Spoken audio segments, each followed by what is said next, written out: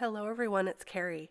Today I'm going to be sharing some tricks on heat embossing on dark cardstock using some of these feather images from the Hedgehog Hollow September kit.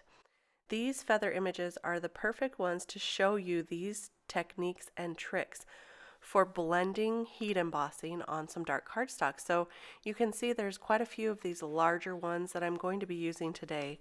For this first one, I'm just going to use this large feather stamp to show you the basic technique. The first thing you want to do is prep your dark cardstock. Now I want to show you here that I have some various glitter embossing powders. I really love the glitter embossing powders on dark cardstock, and you'll see why in just a minute. But don't skip the step to use this embossing powder bag. It's an anti-static powder bag, because dark cardstock is notorious for holding on to embossing powders and you don't want it sticking all over.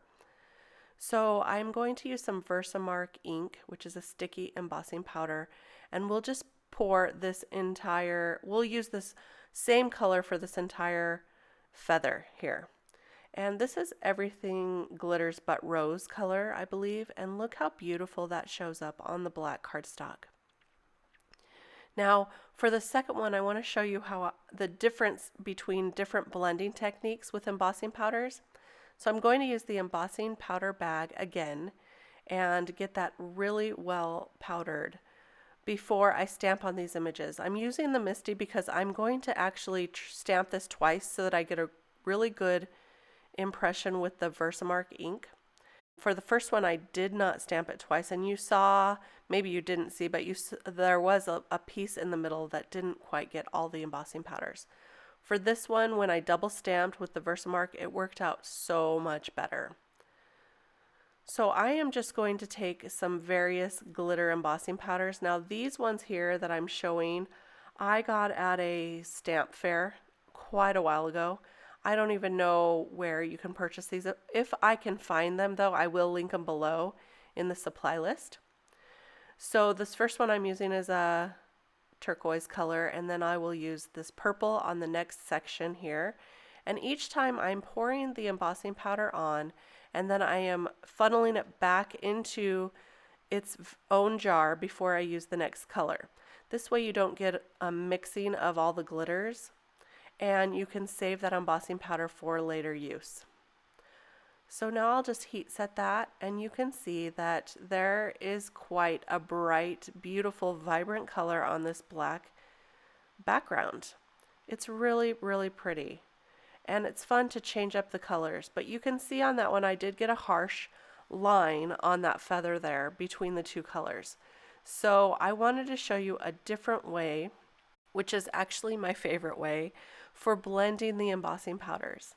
And that is when you stamp. Now I'm pressing really hard here, so I apologize for that camera moving, but I wanted to make sure I got a really good impression.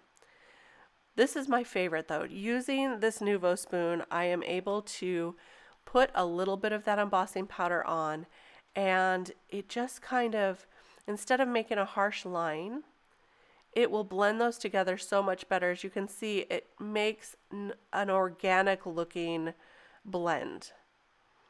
So let me just continue on with this. So I'm using the green, the blue, and a purple here, all some of my favorite peacock colors.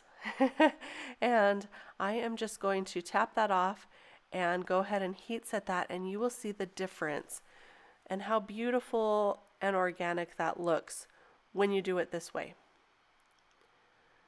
So here's the heat setting, and you can just see, it's so magical to see those colors changing. Still, I love watching the heat embossing.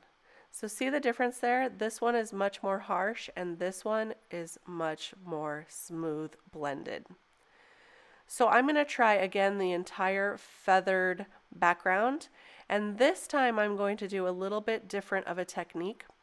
I will start out with the green again on the outside, or maybe I'm going to go in with the turquoise. Who knows what I'm going to do here.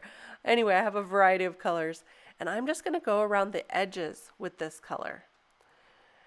So all around the edges, so we're going to kind of get a circular change in the colors. And it's a really neat look when you do this technique as well. So I'm using the Nuvo spoon. I'm going in with the next color here, just kind of moving in just a little bit with that color.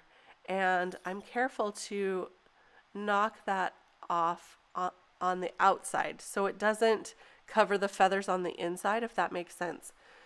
That way I can get all the colors in that I want. And it's kind of a kaleidoscope of colors. So this time I used all 4 colors on this one, or at least 4 of the colors that I had here. You'll see that the blue finishes out the center, but that there's a smooth blend all around with all the colors. It's a really pretty look as well. This one was also much smoother.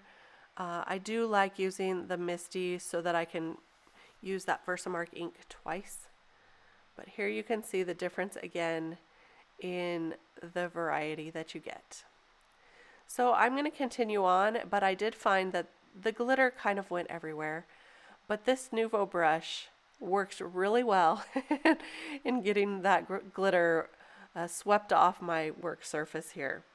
So the last thing to do is to add some sentiments, which I did. I just used some Distress Oxides to blend a background in the various colors to match my feathers, and then I stamped some of those sentiments.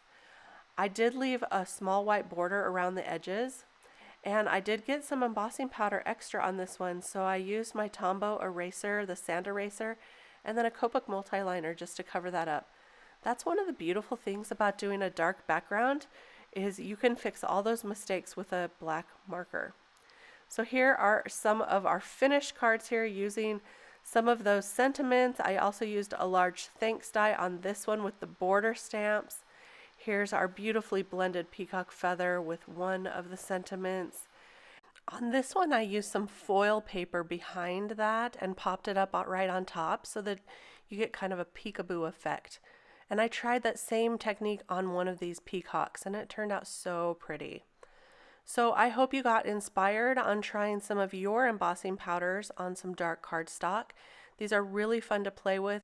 For this peacock card, I created a background of the same purple glitter embossing powder by just inking up around a black card panel with some VersaMark ink and pouring that embossing powder right on so that it would match my peacock. If you enjoyed this video, please give me a thumbs up and subscribe to my channel. I would really love to see you again. Here are a few more videos that you might be interested in. Thanks so much for stopping by. I'll be back very soon with another video. Bye-bye.